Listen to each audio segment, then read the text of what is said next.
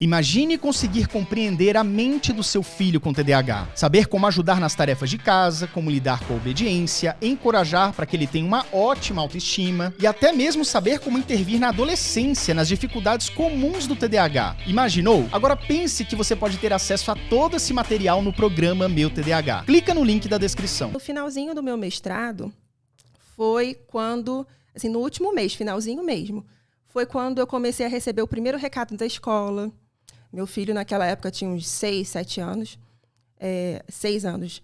E aí, eu nunca tinha recebido recado da escola. Pelo contrário, as professoras me isentavam de ir na reunião de pais, porque as notas eram maravilhosas, não tinha nada para reclamar, ele era sempre o melhor aluno. Legal. E aí começaram a vir os primeiros bilhetes. Ainda nada, assim, grandioso, mas fora do comum. Nunca tinha acontecido.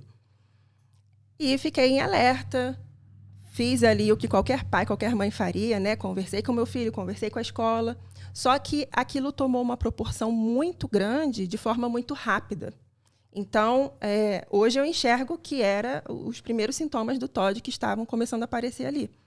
No entanto, naquela época, eu fiquei completamente perdida. O que eu ia fazer com aquela criança que estava tendo um comportamento muito disruptivo, que eu estava fazendo tudo que na minha cartilha de mãe estava ali para fazer e nada estava surgindo efeito. Uhum.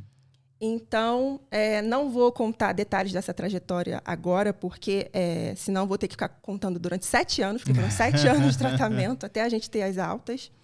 Só que, resumindo a história, a gente começou num processo de tratamento que muitos pais, muitas mães aqui já conhecem, né? Então, é neuropediatra, psiquiatra infantil, psicólogo. Aí não dá certo com psicólogo, troca de psicólogo. Aí não dá certo de novo, troca de novo. Não dá certo com neuropediatra, troca de novo.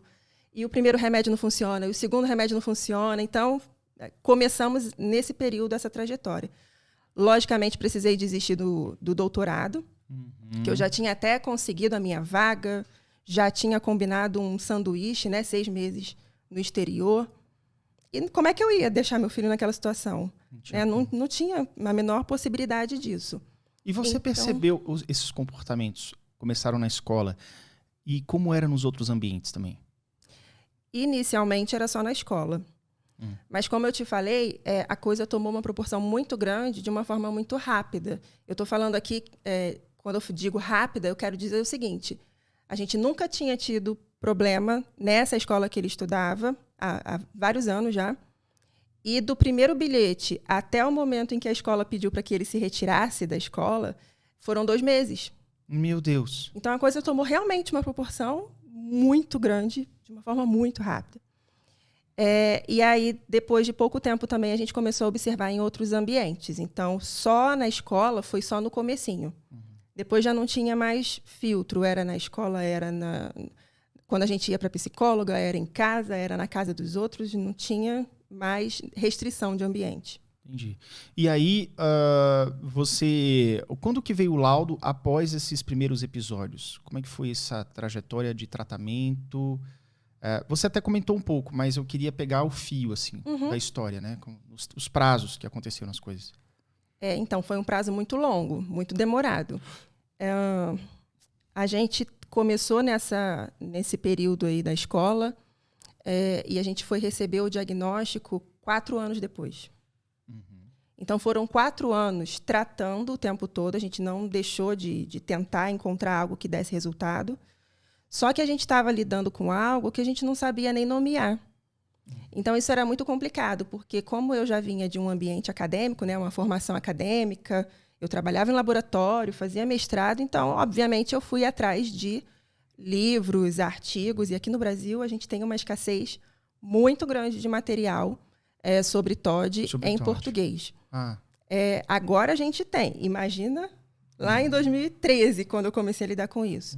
A escassez era maior ainda, então fui recorrer a artigos em inglês, material em outros idiomas, só que eu não sabia o que pesquisar.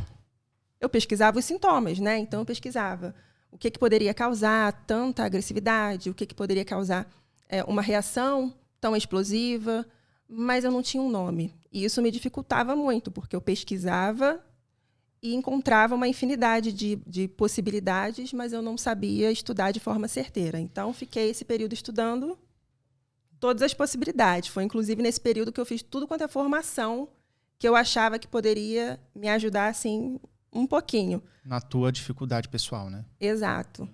E só que teve um problema, que foi uma barreira, inclusive, que foi o fato de eu não ter encontrado profissionais que soubessem conduzir esse processo de avaliação para que ele fosse um pouquinho mais rápido.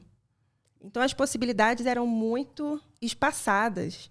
E a mente, assim, as possibilidades que os médicos me traziam, que as psicólogas me traziam, eram completamente diferentes. A gente fazia avaliação neuropsicológica e ainda assim não tinha respostas. Então, eu pensei, caramba, eu não sei muito o que pesquisar, não sei muito sobre o assunto, mas eles também parecem que não sabem tanto. Então, eu vou estudar a fundo. E aí a gente encontrou, nessa caminhada, a gente encontrou uma psicóloga que foi aqui, conseguiu enxergar ali uma possibilidade de TOD. Lá no Rio? Lá no Rio. A gente conseguiu fazer a avaliação neuropsicológica de novo, que a primeira foi incrível, nos deu muitas respostas, mas não deu não fechou nada o TOD, de TOD, nada. Porque eu entendo que tem uma parte da avaliação que a criança pode estar com tantas demandas que fica difícil enxergar o que pode, de fato, estar acontecendo ali. Uhum. Então, a gente precisa conseguir intervir de alguma forma, inicialmente, para conseguir enxergar o que, de fato, está causando tudo aquilo. Uhum. Mas 4 anos. Né? Ele recebeu o diagnóstico, né? Já tinha 11 anos. Imagina.